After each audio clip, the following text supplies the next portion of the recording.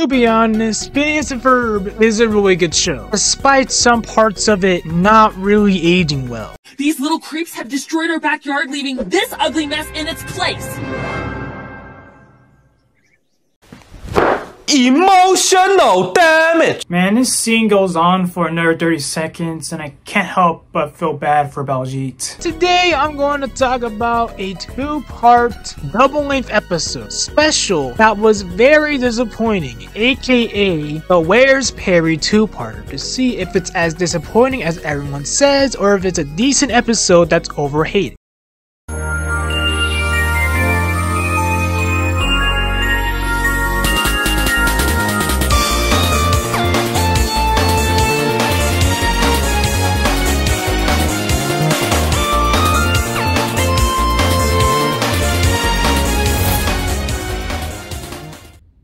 Pretty much the main plot of this episode is that Perry gets a call from Major Monogram saying that they need him to stop Doofenshmirtz from doing something very evil while he's with Phineas Ferb, their friends, Candace, and the parents waiting for their flight to Africa. Which part? I don't know, the episode doesn't say. Then Perry plays sick so he can stay and fight Doofenshmirtz while everyone gets to go on their trip to Africa. Then when Perry gets to Doofenshmirtz Evil Incorporated!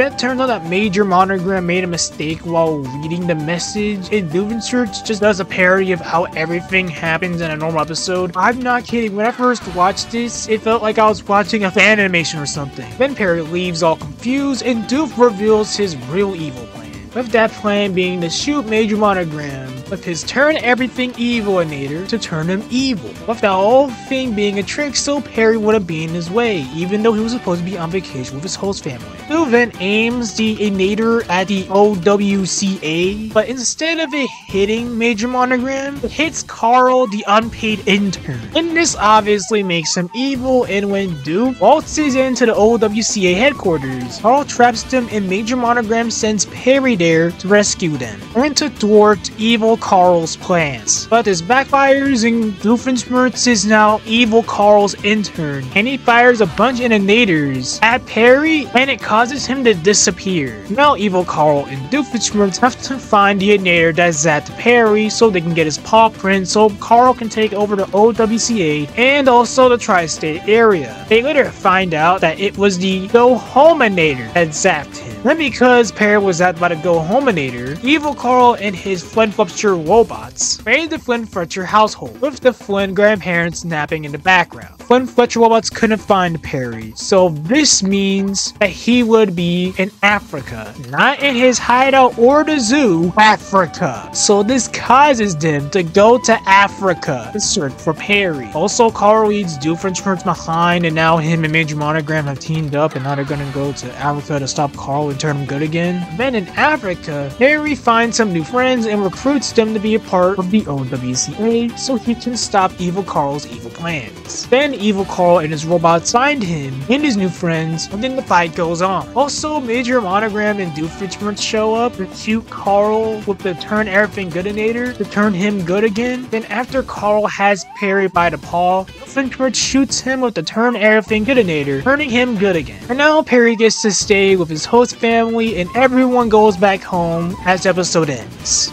Before I shout my mini criticisms, first I want to talk about the Padres, because this episode might be bad despite flaws. There are some good parts in it. I like the B plots with Phineas and Friends and Candace. The B story with Phineas and Friends is that while they're on their tour of the African savannah, the tour guide warns his college buddy, Iggy, who works at a research and reserve center, takes him to uncharted gorge, giving Phineas the idea to make a highly unconventional vehicle to navigate it because Phineas is just a curious kid. Honestly, it's not the best Phineas and Ferb plot I've ever seen, but it's not the worst. At least it's not the ninja suit episode where they just annoy the hell out of Candace. The Candace B plot is because of a misunderstanding with Jeremy, and in part 2 she gives up her normal life and starts to embrace and live with animals. aka she just becomes a female Tarzan. Then during a robot fight with Perry and the OWCA agents, Robot Candace saves normal Candace from being vaporized from an evil robot Phineas. Robot Candace gives her a message from Germany that she recorded from while she was raiding the Flynn Fletcher household.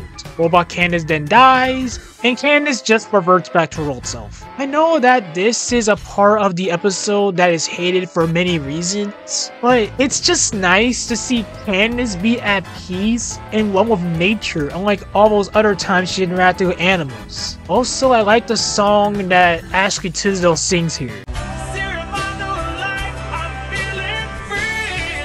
The song is just Candace realizing that she puts too much stress on herself with not just trying to bust her brothers, but also when she's trying to be a good girlfriend for Jeremy. And when I saw her revert back to how she was before because of the robot clone telling her that it was just a misunderstanding, I was just disappointed that all that character development was just undone. I know if Candace was at peace and tried to focus on other things that weren't her brothers, that the show would end, because Candace trying to bust her brothers is literally a main part of the show's formula. But this is something I was very upset about, and I don't really hate about the episode because at that point, the show is gonna end with the next season anyways.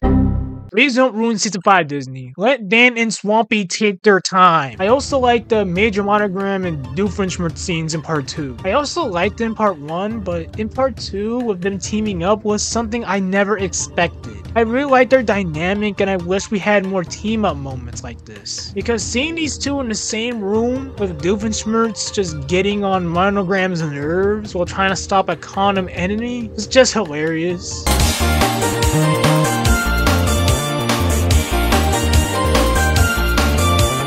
I also like the change of scenery. The music, like most Phineas Ferb episodes, was good. And the voice acting was also good, and that's enough of the positives. Part 1 is honestly better than part 2. Yeah, I know most of the positives I was talking about were from part 2, but part 1 did a good job at setting up things that are going to happen in part 2.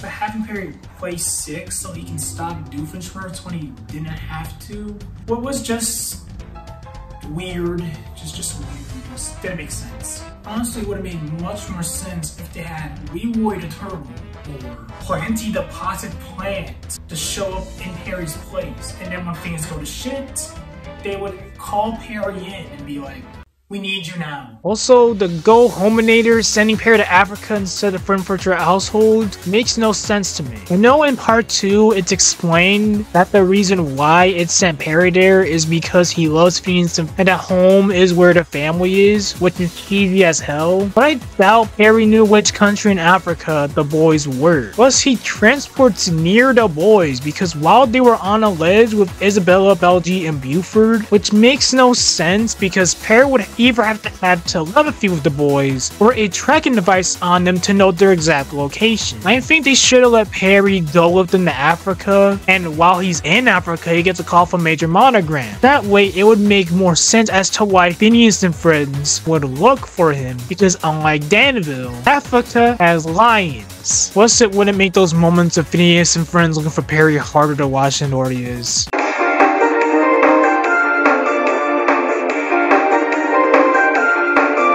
Also, speaking of the Phineas and Ferb plot, why are their friends here? I get that it's more interesting to have them here, but how is Linda and Lawrence okay with letting them go with them on their family vacation? I guess if their parents were here, it would make sense, but I don't care if their friends are here because they don't really do much. I guess Isabel was trying to get a fireside badge and Rufus was doing something. I think I forgot they were here. It would make sense if Phineas and Ferb were with Candace looking for Perry instead of Candace doing Tarzan shit. Other than that, I don't really think it's the worst Phineas and Ferb episode I ever watched. But because of Phineas and Ferb having most of their specials be amazing and great, causing this as a result of part 2 being a bit of a letdown to be the worst Phineas and Ferb special and one of the most hated episodes of the show. I already know some of you in the comments are like, what about the Questionable Countdown special with Kelly Osbourne?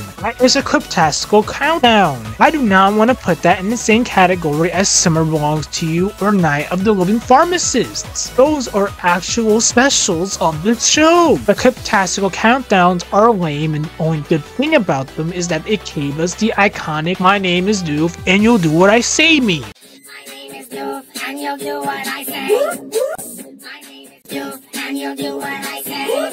Thank you all for watching the video, and comment what you think the worst Phineas Ferb special is that isn't the Cryptastical Countdowns. I will never talk about any of the Cryptastical Countdowns for the life of me. I will never do it. The Second Dimension has already done it, and because of that, I would never do it. I just have nothing else to say other than the fact that it exists. This has been Berto, and good night.